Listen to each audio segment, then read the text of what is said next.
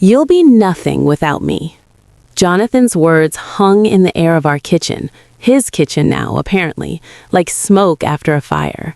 The kind that stings your eyes and makes you question if the damage is permanent. I stood there holding a dish towel, frozen mid-wipe on a plate that suddenly felt too heavy in my hands. Outside, the Seattle rain beat against the windows in that relentless Pacific Northwest way, each drop a tiny hammer driving home the reality I'd been avoiding for months. "I'm sorry, what did you just say?" He didn't even have the decency to look uncomfortable. Jonathan Chen, my husband of 7 years, stood there in his tailored suit, the one I'd picked out for his promotion to VP of Technology at Axis Innovations, and repeated himself like he was explaining basic math to a child. "You'll be nothing without me, Emma. Let's be realistic here. You dropped out of your PhD program to support my career. You haven't published research in 5 years. You're 34 years old with a master's degree you're not using and no professional network. Meanwhile, I'm pulling down $350,000 a year and my stock options are about to vest." He adjusted his cufflinks, gold, a gift from me for our 5th anniversary, and continued with the casual cruelty of someone who'd rehearsed this speech. "I've outgrown this marriage, outgrown you. Mia understands my world in a way you never could. She's ambitious, driven. She doesn't spend her days cooking and reading novels like some 1950s housewife. Mia, his 28-year-old colleague from the office, the woman he'd been bringing to company dinners for the past 6 months, introducing as his brilliant protege, the woman whose lipstick I'd found on his collar 3 weeks ago and convinced myself was nothing. Have you ever felt yourself disappearing while someone watches? That's what that moment felt like. "I want a divorce," he said. "And honestly, Emma, you should be grateful. I'm willing to give you enough money to get back on your feet. 6 months of support. After that, you're on your own. It's more than fair considering you contributed nothing to my success." The plate slipped from my hands and shattered on the tile floor. Neither of us moved to pick it up. That was 3 months ago. Now I sit in a studio apartment in Ballard that smells like mildew and the previous tenant's cigarette smoke, staring at divorce papers that confirm Jonathan was right about one thing. He'd gotten everything. The house, the car, even our dog, Bailey, because according to his lawyer, I had no stable residence or income to properly care for a pet. The alimony he'd promised? 3 months, not 6. His lawyer had argued successfully that since we had no children and I was perfectly capable of employment, extended support was unnecessary. I have $4,200 in my checking account. My student loans, paused during the marriage, have resumed at $800 a month. Rent is $1,400. My car is 12 years old and making concerning noises. And Jonathan? He just got engaged to Mia. I saw it on LinkedIn. Yes, he announced his engagement on LinkedIn, the professional networking site, like it was a merger acquisition. The ring looked like it cost more than my entire year's rent. The message was clear. See, I'm thriving. You're drowning. I was right. But here's what Jonathan didn't know. I wasn't drowning. I was planning. I met Jonathan Chen at a neuroscience conference in Boston 9 years ago. I was 25, halfway through my PhD in cognitive neuroscience at the University of Washington, presenting research on neuroplasticity that was getting attention from people who mattered. Jonathan was 29, freshly minted with a computer science degree from Stanford, working at a startup that would fail within the year, but you couldn't tell him that then. He approached me after my presentation, this confident guy with a sharp suit and sharper smile.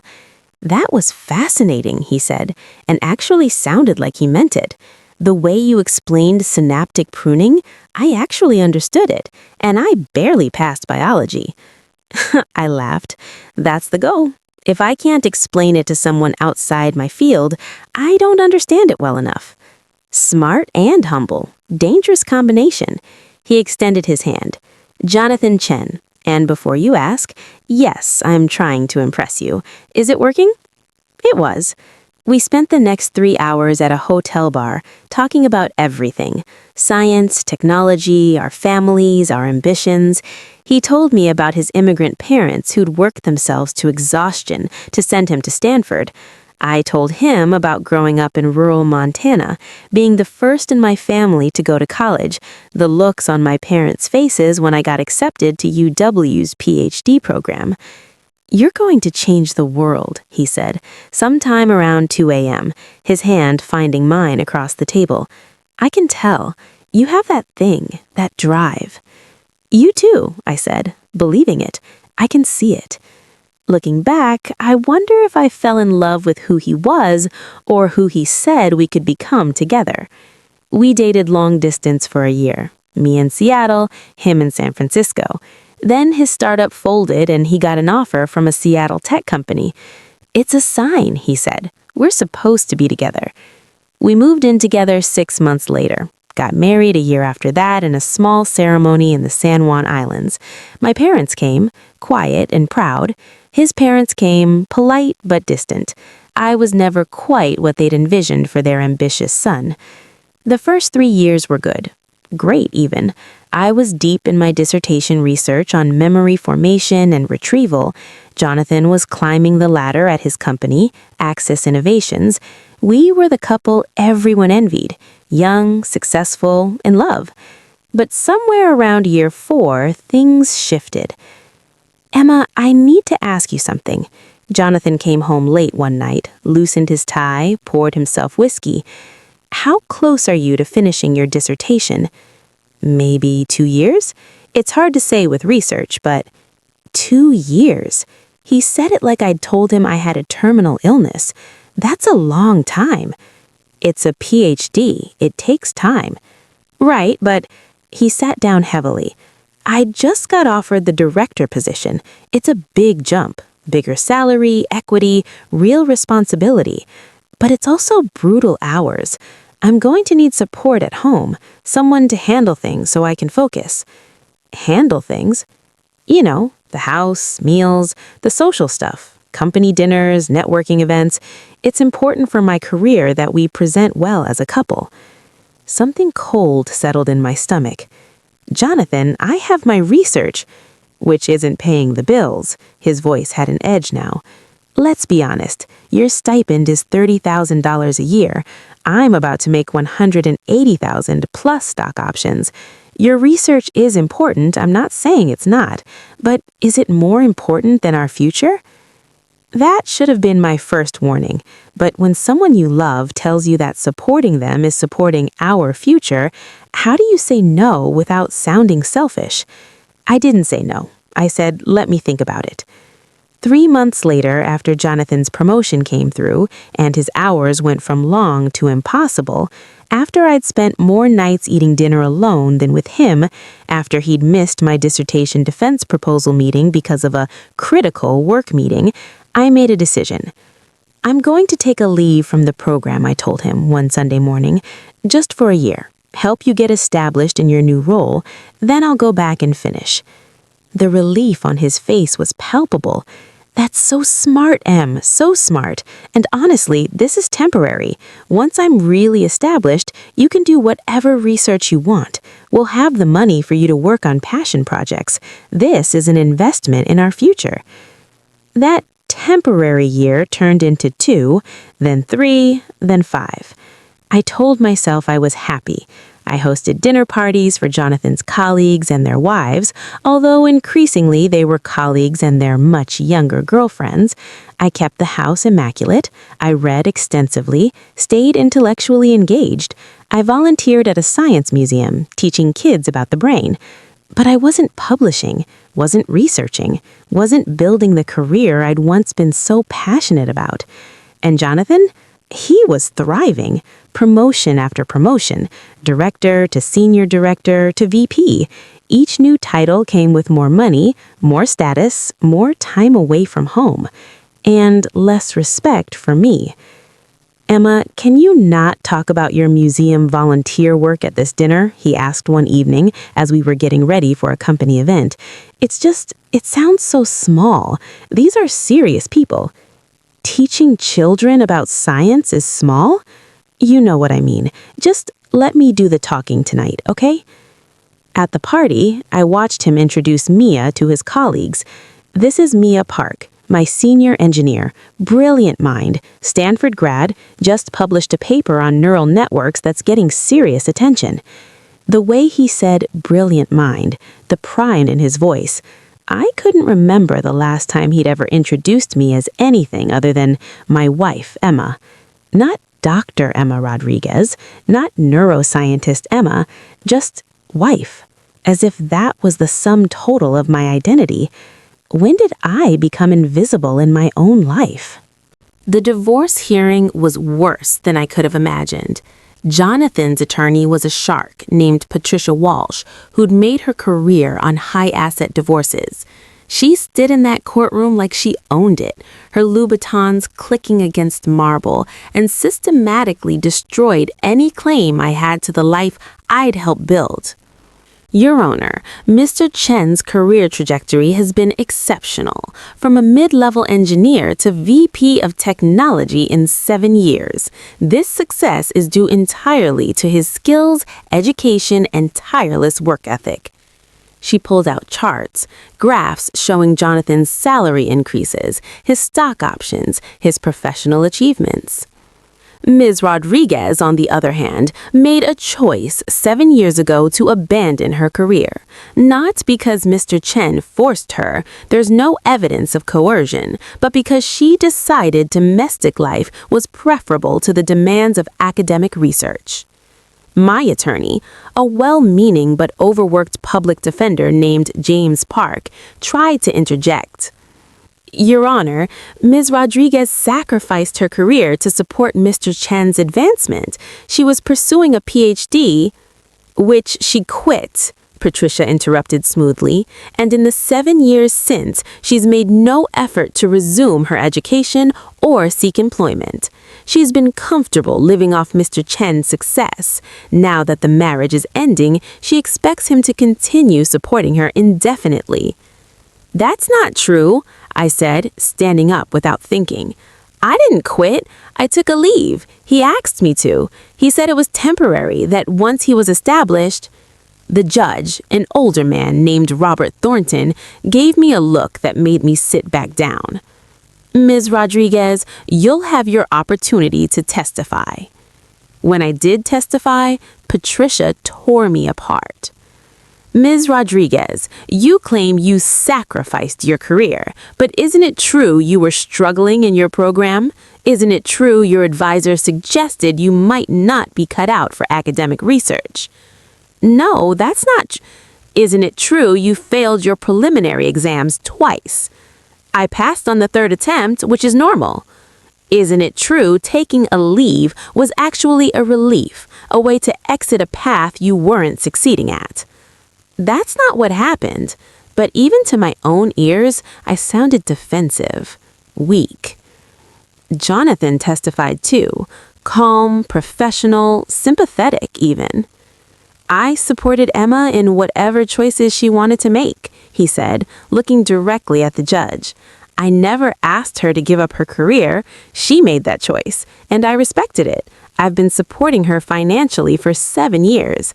But now she expects me to continue supporting her indefinitely while she figures things out. Your Honor, I'm willing to provide temporary support while she transitions to employment, but it's time for Emma to take responsibility for her own life. The judge rules quickly. 3 months of spousal support at $2,000 per month. The house went to Jonathan. It was purchased primarily with his income. The car, the newer one, went to Jonathan. I got my old Honda and whatever personal items I could fit in it. Ms. Rodriguez, Judge Thornton said, you are a capable, educated woman. 3 months is sufficient time to secure employment. After that, you'll need to support yourself. This court will not penalize Mr. Chen for your choice to abandon your career. My choice.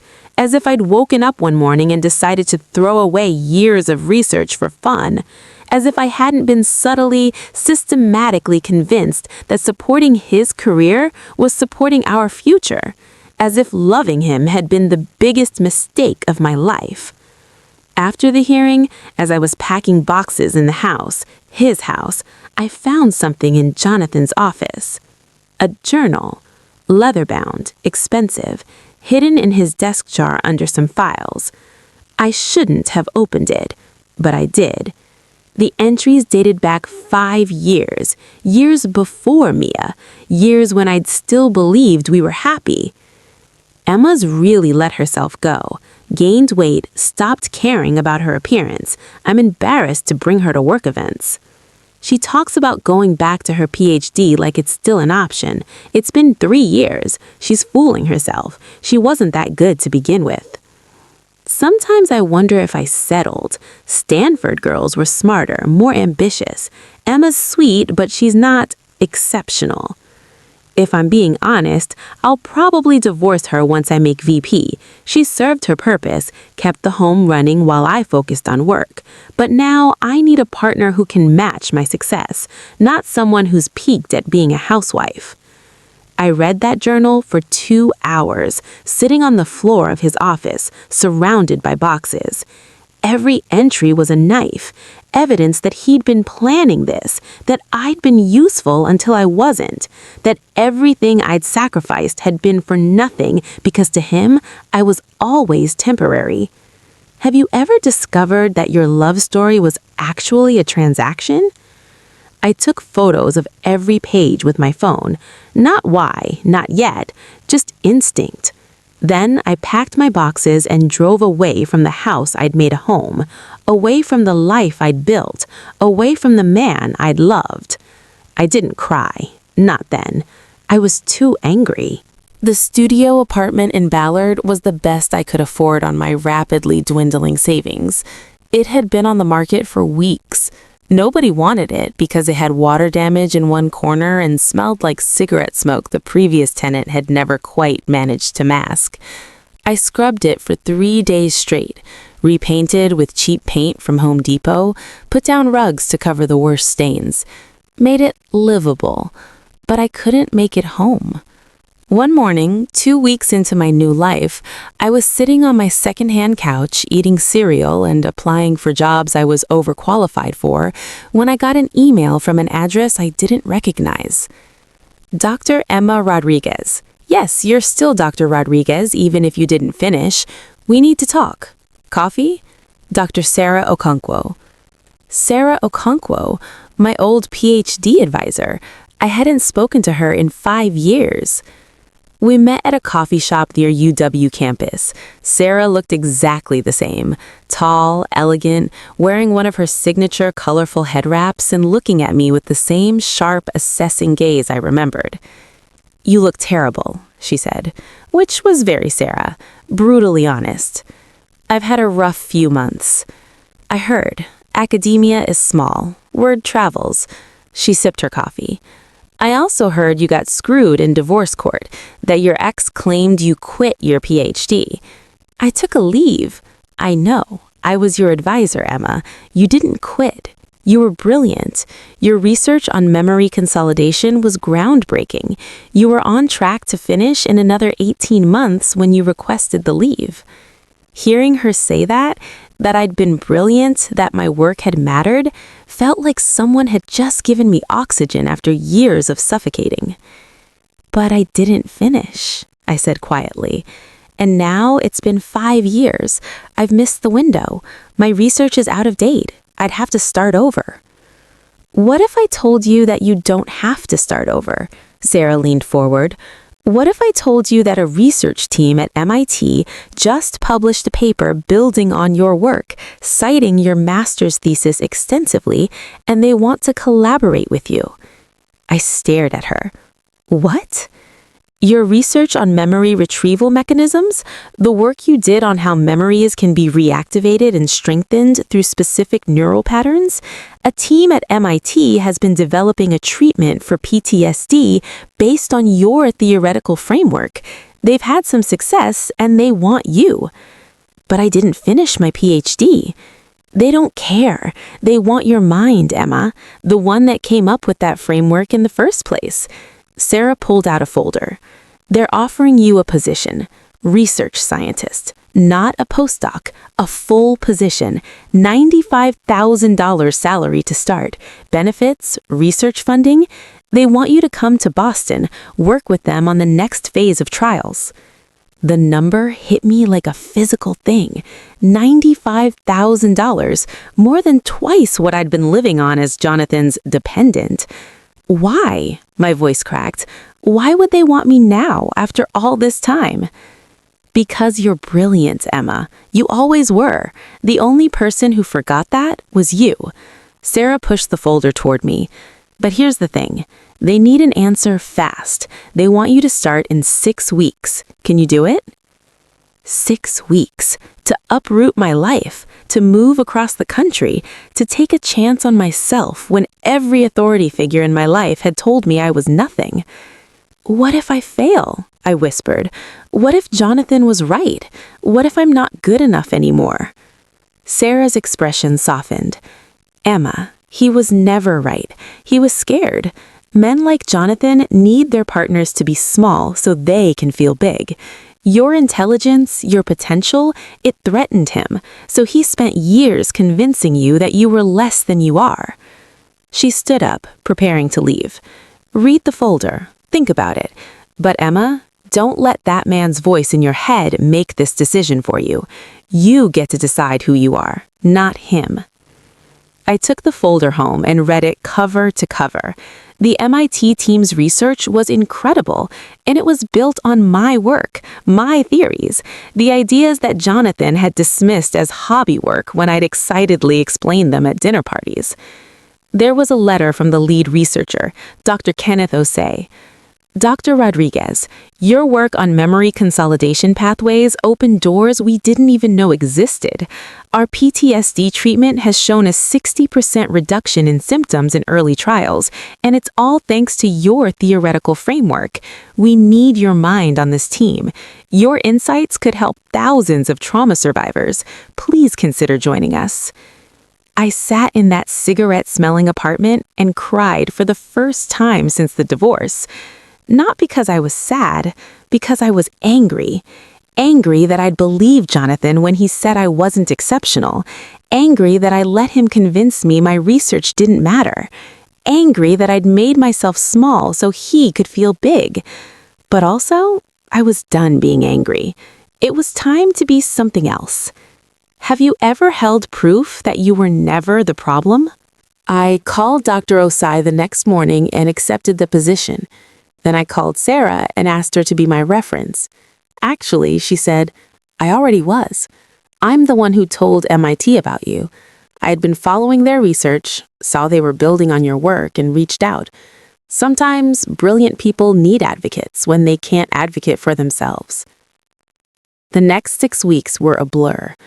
I found a sublet in Cambridge, Massachusetts, a small but clean apartment near MIT's campus.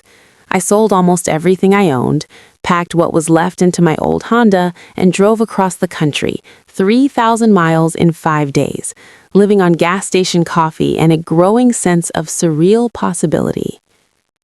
The first day at MIT, I was terrified. I'd been out of research for 5 years. What if I'd forgotten everything? What if I couldn't keep up? Dr. Osei met me in the lobby of the Brain and Cognitive Sciences building. He was a tall Ghanaian man with wire-rimmed glasses and an infectious smile. Dr. Rodriguez, welcome, welcome. We're so excited you're here. He shook my hand enthusiastically. Come, let me introduce you to the team. The team was 6 people, 3 postdocs, 2 senior researchers, and me. They were young, brilliant, passionate, and they looked at me with respect. Not pity, not dismissal, respect. Your work on selective memory consolidation, one of the postdocs, a woman named Jasmine, said eagerly. It completely changed how we think about trauma processing. We've been building on your model for 2 years. Thank you. I didn't know what else to say. The first month was hard. My brain felt rusty. I'd forgotten technical skills, lost fluency in statistical software, needed refreshers on recent literature.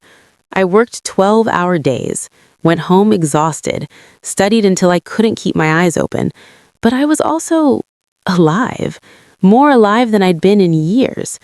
Dr. Osai was patient, brilliant, and completely believed in my abilities, even when I didn't. "You're being too hard on yourself," he said one evening when I was frustrated over a failed data analysis. "You've been out of practice. Give yourself time. Your mind is sharp.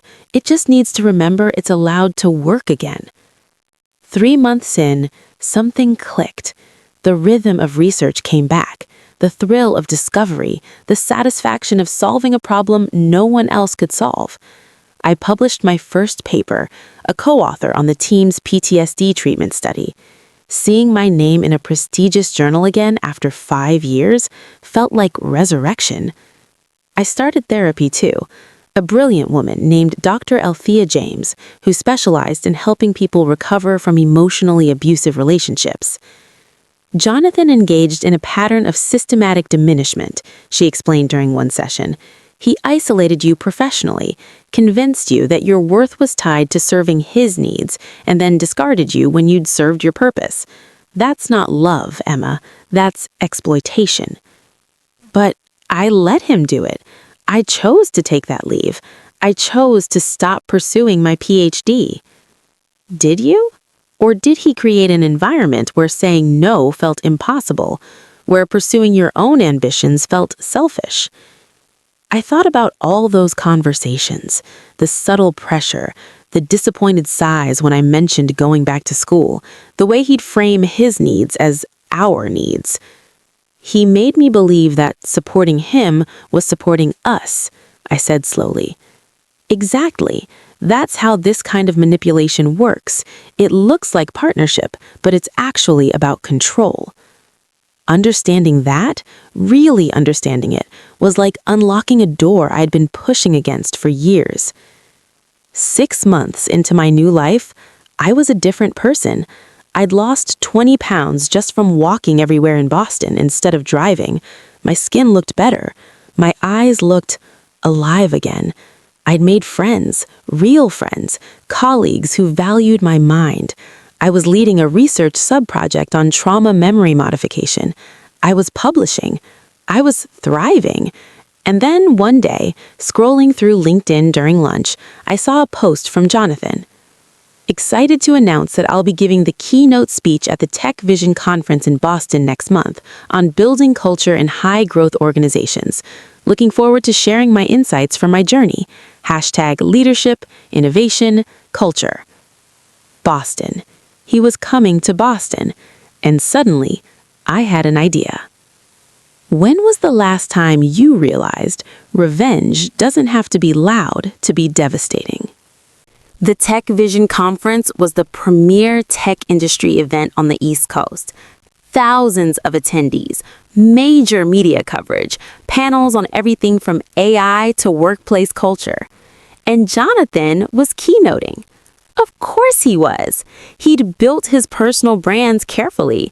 The thoughtful leader, the culture champion, the guy who wrote LinkedIn posts about vulnerability and values while secretly planning to discard his wife like an outdated piece of software.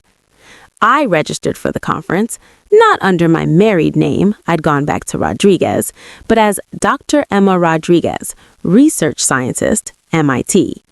Then I did something Jonathan would never expect. I submitted a proposal for a panel discussion. The hidden cost of success when career achievement comes at others' expense.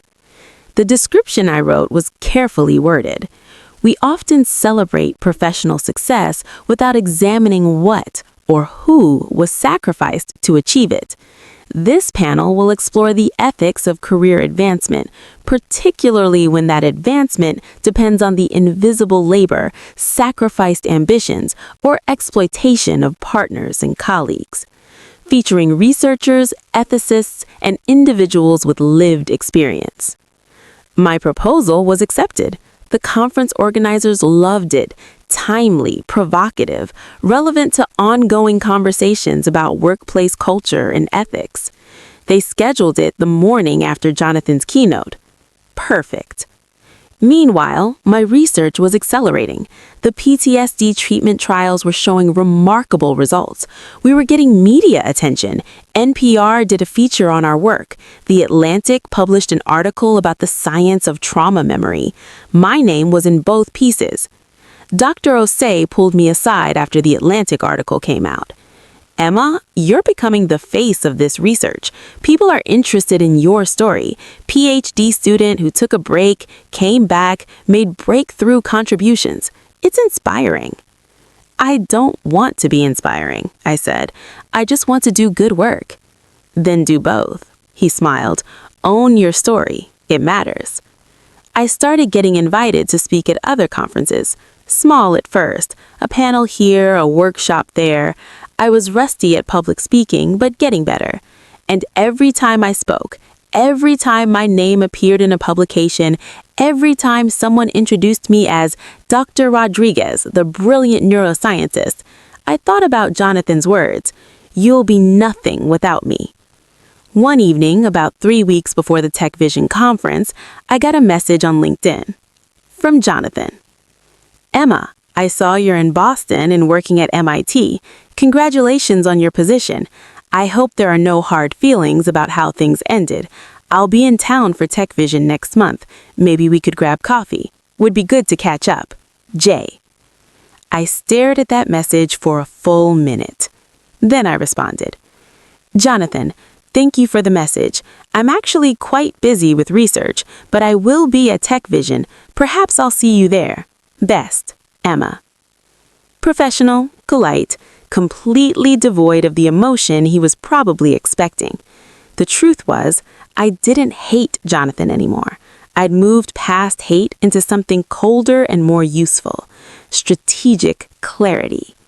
He'd underestimated me, dismissed me, told the world I was nothing, and I was about to show him and everyone else exactly how wrong he'd been. Have you ever stopped hating someone because you were too busy winning? 2 weeks before Tech Vision, I got an email from the conference organizers. Dr. Rodriguez, we've received a complaint about your panel from another speaker. They're claiming that your session description is defamatory and suggests unethical behavior on the part of unnamed individuals. We need to discuss this before we can confirm your panel. I knew immediately. Jonathan. I called the conference director, a woman named Patricia Morrison. Dr. Rodriguez, thank you for calling. Look, I'll be frank. Jonathan Chen contacted us. He says he believes your panel is about him, that you're his ex-wife, and that this is a personal vendetta rather than legitimate academic discourse. Did he provide any evidence that the panel is about him specifically? Well, no, but he's a keynote speaker, and I'm a legitimate researcher discussing legitimate ethical issues in career advancement, issues that affect thousands of people, particularly women who sacrifice careers for spouses. My panel has nothing to do with Mr. Chen specifically. He seemed to think, Patricia, if Mr. Chen believes a panel about people exploiting their partner's labor and sacrifices is about him, that says more about his guilty conscience than about my intentions. There was a long pause. That's a fair point. My panel features 2 other panelists, a sociologist who studies domestic labor economics and an ethicist who specializes in workplace culture. It's academically rigorous, and frankly, if Mr. Chen is worried about people discussing the ethics of career advancement at others' expense, maybe he should examine why that makes him uncomfortable. All right, the panel stays. But Dr. Rodriguez, this conference is about professional discourse. Please keep it that way. I intend to. After I hung up, I got a text from an unknown number. Really, Emma?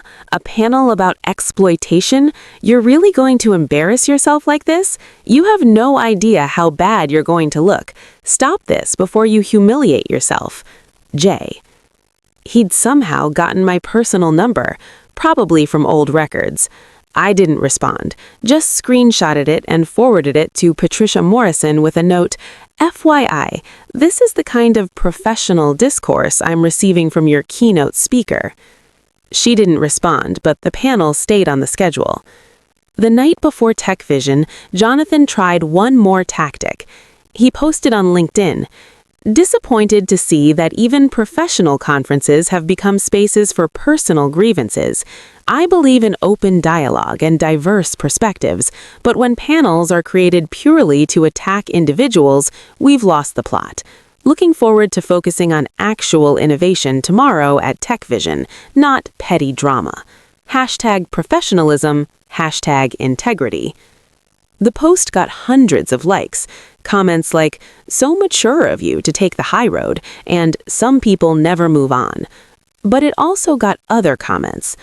"Why would you assume a panel on workplace ethics is about you unless—" Interesting that you're so defensive about a discussion of exploitation in career advancement.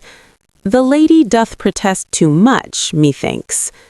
Sarah Okonkwo, my old advisor, commented, "Looking forward to Dr. Rodriguez's panel. Her research on ethical considerations in professional relationships is groundbreaking. Seems like an important conversation." The morning of the conference, I put on my best suit, navy blue, tailored, powerful. I'd learned from watching Jonathan all those years. Presentation matters. I attended his keynote. The room was packed, at least 500 people. Jonathan stood on stage in his element, charming and confident. He said, "Leadership isn't about being the smartest person in the room. It's about building a team that makes you better. It's about recognizing that success is never individual. It's always collective." The irony was suffocating. He talked about values, about integrity, about lifting others up, about creating workplaces where everyone could thrive. He never once mentioned that his own thriving had been built on someone else's sacrificed dreams.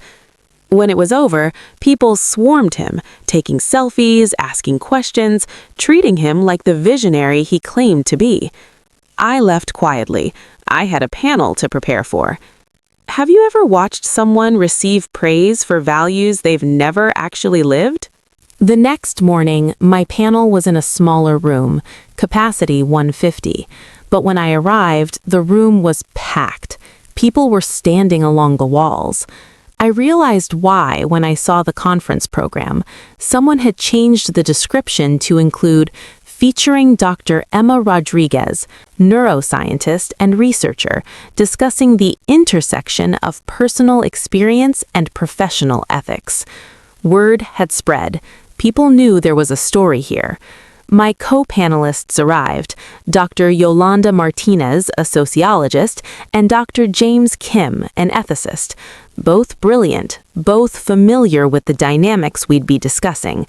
I'd given them background, not all the details, but enough. They knew this wasn't just theoretical for me. The moderator, a journalist named Rachel Stone, started with an introduction. Today we're discussing a topic that's often avoided in professional spaces, the hidden costs of career success. Dr. Rodriguez, let's start with you. Can you talk about why this topic matters? I took a breath, looked out at the audience, and told the truth. 8 years ago, I was a PhD student in neuroscience. I was researching memory consolidation, publishing papers, on track to finish my doctorate. Then, my partner, now my ex-husband, got a major career opportunity. He asked me to take a leave from my program to support his career advancement. Temporarily, he said, just until he got established. The room was completely silent. That temporary leave became permanent, not because I chose to abandon my career, but because the infrastructure of support I was providing, managing his home, his social obligations, his life, was essential to his success. And as he became more successful, my own ambitions became inconvenient. When our marriage ended, he told a court that I had chosen to quit my career, that I was comfortable living off his success, that I would be nothing without him. Someone in the audience gasped. That phrase, "nothing without him," was what he actually said to me, and I want to be clear, this isn't unusual. Dr. Martinez, can you speak to how common this pattern is? Yolanda leaned forward. It's epidemic. We call it strategic domesticity, when one partner's career advancement depends on the other partner providing invisible labor. Statistically, women are far more likely to be asked to sacrifice career advancement for family. And when relationships end, they're often left with resume gaps, lost professional networks, and diminished earning potential, all while their ex-partners thrive on foundations they helped build. And yet, Dr. Kim added, in divorce proceedings, this labor is rarely valued. Courts don't recognize it as contribution. Women like Dr. Rodriguez are told they chose domesticity, as if that choice was made in a vacuum, without pressure, without sacrifice, without explicit or implicit promises that later went unfulfilled. Rachel turned back to me. Dr. Rodriguez, your ex-husband is actually at this conference. He gave the keynote yesterday about leadership and values. How do you reconcile the public persona, the values-driven leader, with the private behavior you experienced? This was the moment I could destroy him publicly. But I'd learned something in the past year. The best revenge isn't public destruction, it's private success so complete that their opinion becomes irrelevant. I don't reconcile it, I said simply. That's his work to do, not mine. What I want to focus on is this. I'm standing here today as Dr. Emma Rodriguez, research scientist at MIT, because I refused to believe his narrative, because my former advisor, Dr. Sarah Okonkwo, reminded me of my worth, because a research team saw value in work I'd been told didn't matter. I pulled up a slide, the Atlantic article featuring our research. This is our PTSD study. It's built on research I started during my PhD, the work I was told to put aside. We're helping trauma survivors reclaim their lives and their memories. We're publishing in top journals. We're changing lives. I paused. My ex-husband told me I'd be nothing without him. He was wrong, not because I succeeded despite him, but because I was never nothing to begin with. I just believed his story instead of my own. And that's the real cost we need to discuss, not just the lost careers, but the lost self-belief, the internalized narrative that our worth is determined by someone else's opinion. The audience was riveting. Many people were nodding. Some were wiping their eyes. Rachel asked for questions. A woman in the front row raised her hand. Dr. Rodriguez, is your ex-husband in this room right now? I looked up, and there, standing against the back wall, was Jonathan. His face was pale, his expression unreadable. I don't know, I said honestly, and it doesn't matter. This panel isn't about him. It's about a structural issue that affects thousands of people. He's just one example of a much larger problem. Another hand. What would you say to him if he was here? I thought about that, about all the things I'd wanted to say, all the anger I'd carried. I'd say thank you. That surprised everyone, including Jonathan, whose expression shifted to confusion. Thank you for showing me who you really were. Thank you for underestimating me so thoroughly that I had to prove you wrong, which led me back to work I love. Thank you for leaving, because staying with someone who sees you as an accessory to their success is no way to live. I looked directly at where Jonathan was standing. I'd tell him that he was right about one thing. I couldn't be who I am now while I was with him. Not because I needed him, because being with him required me to be smaller, quieter, less ambitious. And I'm done being small. The room erupted in applause. Jonathan left before the panel ended. I saw him slip out, shoulders hunched, the confident keynote speaker replaced by something much smaller. After the panel, people swarmed me, shared their own stories, thanked me, asked for advice. One woman, probably in her 40s, held my hand and said through tears, "You just told my story. I'm 3 years out from my divorce. He's a CFO now. I'm starting over.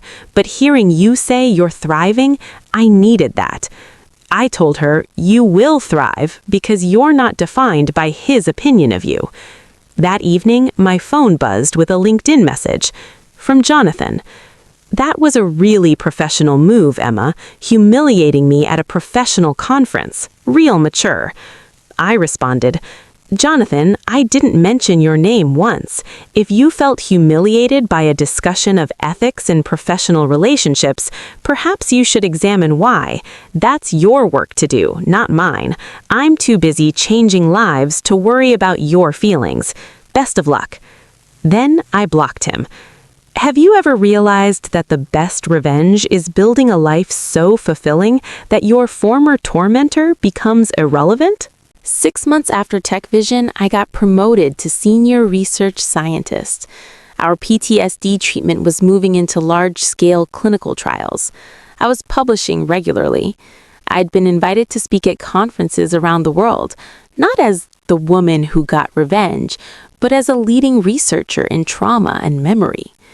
I bought a small house in Cambridge, got a dog, a rescue golden retriever named Tesla, started dating again, casually, with no pressure. I also started a nonprofit, the Second Chance Research Fund. We provide grants to women who left academia to support partners' careers and want to return. I'd received that $2.1 million from the trust, and I was using it to help others rebuild what I'd almost lost. Sarah Okonkwo serves on the board. Dr. Osei, too. We funded 15 women so far. 12 are back in research programs. 3 have already published papers. I never saw Jonathan again after TechVision, but I heard through mutual connections that he and Mia broke up. Apparently, she was too ambitious and didn't understand his need for support. The irony was delicious. He's still at Axis Innovations, still a VP, but his star has stopped rising. His LinkedIn posts about values and leadership get fewer engagement now. People remember the conference. Whispers spread. Meanwhile, I keep climbing, not to spite him, not to prove him wrong, but because this is who I always was. I just forgot for a while. Last week, I was invited to give a TED Talk. The topic? The neuroscience of rediscovering yourself. I'm going to accept. And I'm going to tell my story. Not because I'm angry, not because I want revenge, but because somewhere there's a woman sitting in a kitchen being told she's nothing, wondering if she should believe it, and I want her to know, you're not nothing. You never were. You're just in the wrong story. Time to write a new one. So here's my question for you. If someone spent years convincing you that you were less than you are, diminishing your accomplishments, dismissing your potential, making you believe their success was the only success that mattered, and then you discovered proof that you were brilliant all along, would you use that proof to destroy them? Or would you use it to rebuild yourself so completely that their opinion became irrelevant? Because here's what I learned. Revenge isn't about making them suffer. It's about becoming so fully yourself that their version of you dies from irrelevance. Jonathan said I'd be nothing without him. He was right about one thing. I'm not the person I was with him. I'm so much more. And that's the only revenge that ever really mattered.